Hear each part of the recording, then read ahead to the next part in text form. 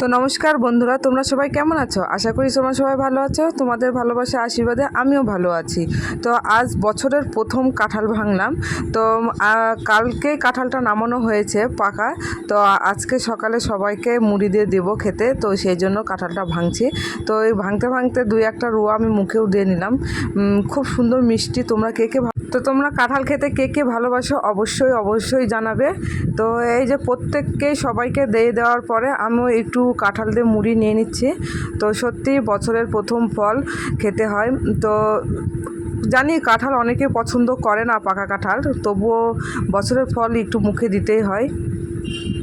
তো এত গরম চলছে, জল পুকুরের গরম হয়ে যাওয়ার ফলে প্রচুর মাছ মরে যাচ্ছে, সেটাই দেখতে এসেছিলাম। প্রত্যেকে এসেছিল। তো পুকুরে মাছ মরা দেখতে এসে শাক দেখে লোভ আর সামলালো না, সেই জন্য আমি একটু শাক তুলে নিচ্ছি। শাকগুলো তুলছি, এই শাকগুলোর নাম সাঞ্চি শাক। তোমরা প্রত্যেকেই আমার মোবাইল ক্যামেরাতে হয়তো অতটা ধরা যায়নি, কিন্তু বড় বড় মাছ, গোটা পুকুরে মাছ প্রায় সাদা হয়ে আছে, এতটাই মাছ মরে গেছে। অতিরিক্ত গরমের ফলে মাছ মরে যাচ্ছে, ভালো হচ্ছে। তো চান ধান কমপ্লিট করার পরে চলে আসলাম রান্নাঘরে রান্না করার জন্য, কিন্তু এসে আর এক ঘটনা ঘটে গেল। তো গ্যাস অন করছি, গ্যাস অন হচ্ছে না, গ্যাস আর নেই, গ্যাস শেষ হয়ে গেছে। তো ঝটপট করে ড্রেস পরে টোরে গ্যাস নিয়ে আসার জন্য গ্যাস অফিসের দিকে রওনা হয়ে গেলাম খালি সিলিন্ডারটা নিয়ে।